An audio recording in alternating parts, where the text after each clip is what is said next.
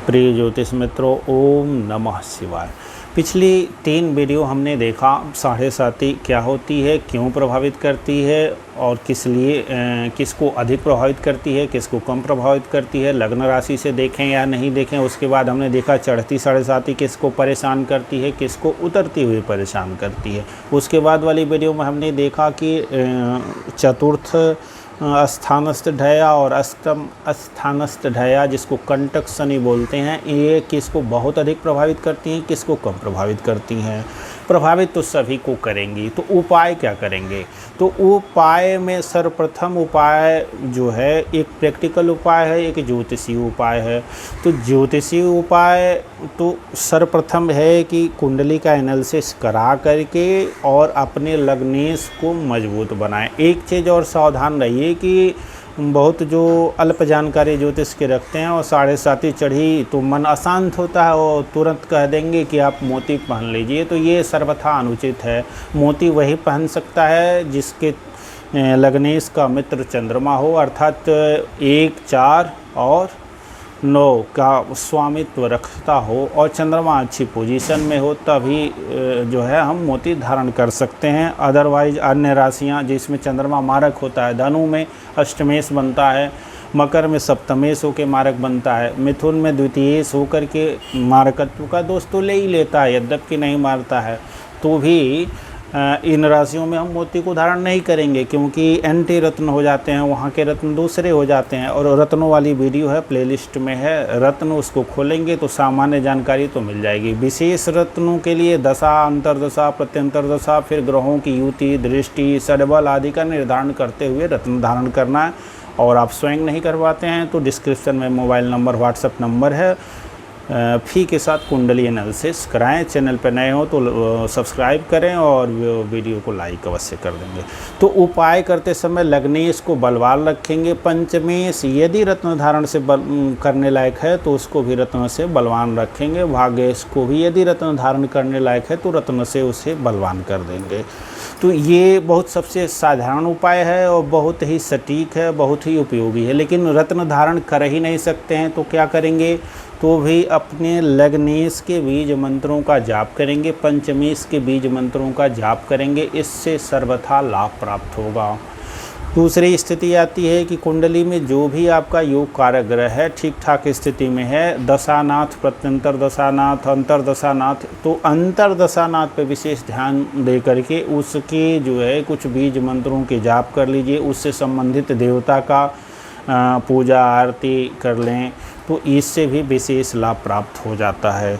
उसके बाद से और भी स्थिति आती है कि शनि के मंत्रों का जाप करें या न करें। तो बहुत सारे लोग कहेंगे कि यदि शनि त्रिकोण का स्वामी नहीं है तो उसके बीज मंत्रों का जाप न करें, तो ये ऐसा नहीं है। मेरा शनि जो है मार्केश है और अष्टम भाव में ही बैठा है और हमने शनि देव के बीज मंत्रों का जाप करके भरपूर लाभ लिया है और उसमें जो उनके अशुभत्व हैं उसमें काफ़ी कुछ कमी महसूस हुई है, कोई घाटा नहीं हुआ है। और पराशर जी ने भी लिखा है कि जो ग्रह है तो क्या कहते हैं, जैसे ओम प्राम प्रेम प्रौंग सह शनैश्चराय नमः, दूसरा मंत्र आता है ओम संग शनैश्चराय नमः।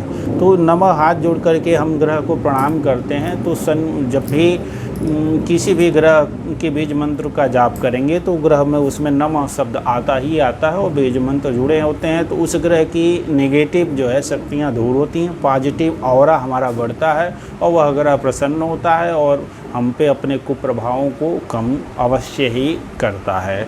तो एक तो ये रहा। दूसरा, यदि शनि योग कारक है तो ये बीज मंत्रों का जप करना है, और योग कारक नहीं है तो भी जप करना है। योग कारक शनि नहीं है तो शनि के वस्तुओं का दान करेंगे। अब मछलियों को ये शतंजे का गोली बना करके तालाब में जो मछलियाँ उनको खिलाया जाता है, उसमें ये तर्क है कि मछलियाँ नेटा पोटा ये सब ही खाती हैं, मुर्दा आदि खाती हैं, तो जब ये उनको आटे की गोली शतंजे की मिलेगी तो उससे विशेष जो है लाभ, आशीर्वाद मिलता है, पुण्य मिलता है। शनि से संबंधित वस्तुएं जो व्यक्ति हैं, जैसे बहुत गरीब हैं, बिलो पॉवर्टी लाइन के जो व्यक्ति हैं, उनकी कुछ मदद कर दें, उनकी सेवा करें, उनको प्रसन्न कर दें, तो उससे शनि देव खुश होते हैं, बहुत लाभ प्राप्त होता है। जैसे शनि मोदी जी ने किया था कुंभ में जाकर के, और वाल्मीकि समाज के लोगों को पांव पखारा था और सम्मान पूर्वक पांव पखारा था, श्रद्धा पूर्वक पखारा था, और उसका फल भी मिला कि उसके पहले जो क्राइसिस थे उनकी दूर हो गई, और दोबारा प्रधानमंत्री भी और बड़े सीटों के साथ आए और दोबारा प्रधानमंत्री बने हुए हैं, चल रहे हैं। तो ये एक और उपाय है। दूसरा शनि की ये तेल का दान है, छाया पात्र का दान करते हैं, इससे भी लाभ होता है। एक और प्रकारांतर से उपाय है, सुंदरकांड का पाठ करने को कहा जाता है। तो केवल यदि इस भांति आप पाठ करते हैं कि सुंदरकांड का पाठ ज्योतिषी ने बताया है और उसको यंत्रवत सुंदरकांड का पाठ कर लिया, शनि की 7.5 हमारी उतर जाएगी, लाभ प्राप्त होगा। तो लाभ तो होगा, कम होगा, लेकिन यदि किसी एक दिन शनिवार को थोड़ा अच्छे से समय दे के सप्ताह में एक ही दिन सुंदरकांड का अर्थ सहित पाठ कर लिए, और अर्थ सहित पाठ कर लिए, जहाँ भी 2-4 चौपाइयाँ सुंदरकांड की यदि लग गई हाथ, तो वास्तव में पूरी 7.5 का कुप्रभाव दूर हो जाएगा। क्योंकि 7.5 करती क्या है, हमारे मस्तिष्क पे चढ़ती हुई 7.5 असर डालती है, निर्णय शक्ति और मानसिकता को बुरी तरीके से प्रभावित कर देती है। हम उचित निर्णय नहीं ले पाते हैं, और लग्न से हो कि शनि गुजरते हैं तो हमारे अंदर आलस्य की भी भरपूर मात्रा हो जाती है। और जब हनुमान जी के सुंदरकांड पूरा हनुमान जी के लिए है, और उसमें चौपाई आती है कि राम का मैनाक जो कहता है कि पहले विश्राम कर लीजिए, कहते हैं राम काज कीन्हे बिनु मोहि कहाँ विश्राम।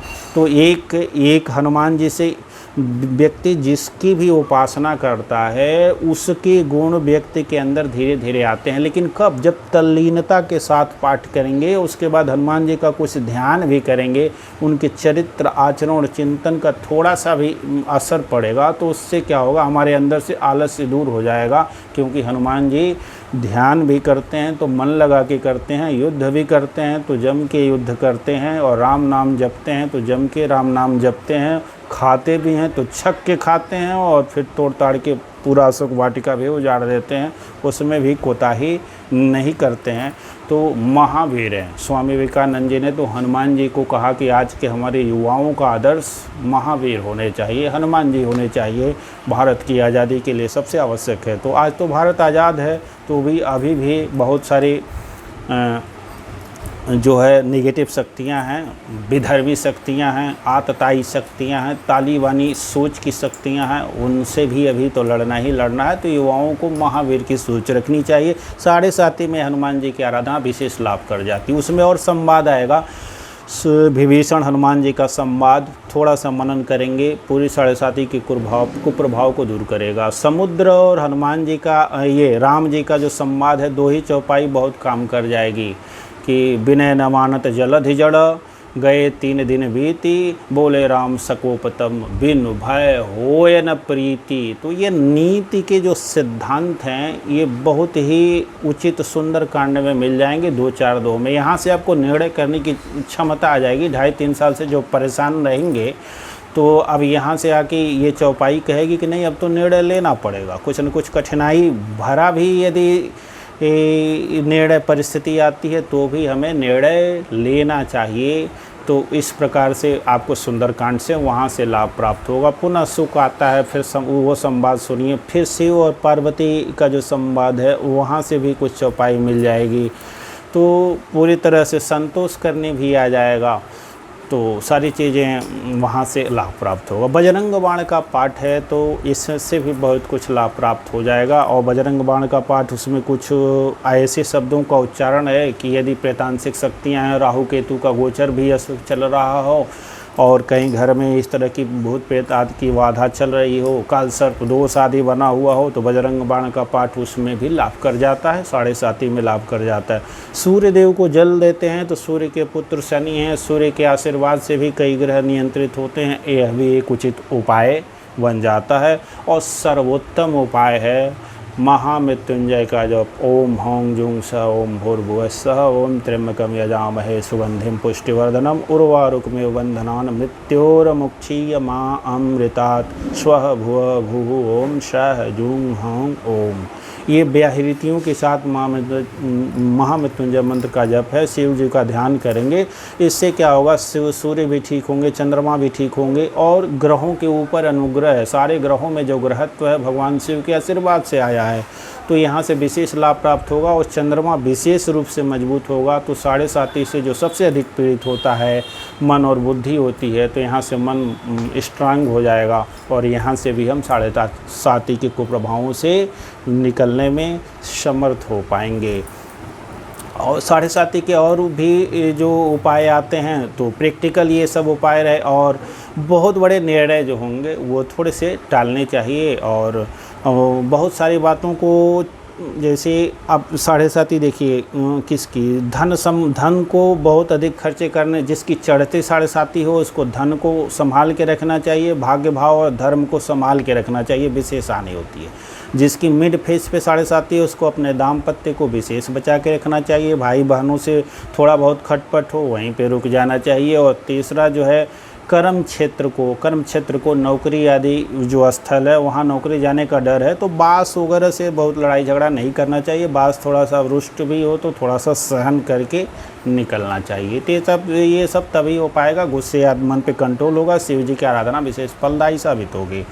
जिसकी उतरते हुए 7.5 है उसको माँ को स्वास्थ्य को लेकर के विशेष सावधान रहना चाहिए, भूमि भवन वाहन को लेकर वाहन वगैरह चलाते समय सावधान रहना चाहिए, और भूमि छीन सकती है उसके लिए भी सावधान रहना चाहिए। मेरी तो गई, बड़ी मेहनत से 3 साल में किया था, उतरती 7.5 धनु लगन पे तो भी चली गई। इसीलिए मैं कहता हूँ बार बार लगन से भी अवश्य देखें अष्टक वर्ग सिद्धांतों के अनुसार।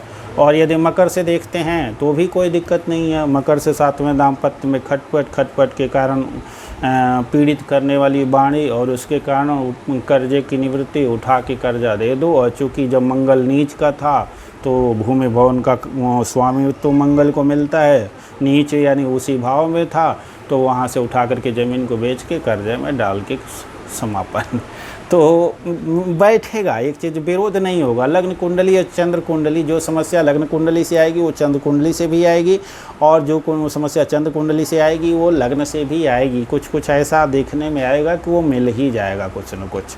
तो ये आपको उपाय करेंगे तो विशेष लाभ प्राप्त होगा। ये उपाय 7.5 में और ढैया में भी कारगर है। ये शनि के उपाय आपको शनि के महादशा, अंतरदशा और प्रत्यंतर दशा में भी कारगर साबित होंगे। तो अधिक से अधिक करेंगे, अधिक से अधिक लाभ होगा। मैंने देखिए अपने लग्नेश को मजबूत किया है। 7.5 में हमने अपने मूंगे को भी उतार के रख दिया है। यद्यपि मेरे संतान के लिए विशेष प्रभावी था, लेकिन अब वो 12 साल से ऊपर हो गया, उसकी कुंडली स्वतंत्र रूप से अब चल रही है। अब वो उसका अब थोड़े से हेल्थ वगैरह को ठीक रखना है, तो इसीलिए चूँकि शनि और पीड़ित होगा, इसीलिए शनि को और पीड़ित नहीं करना।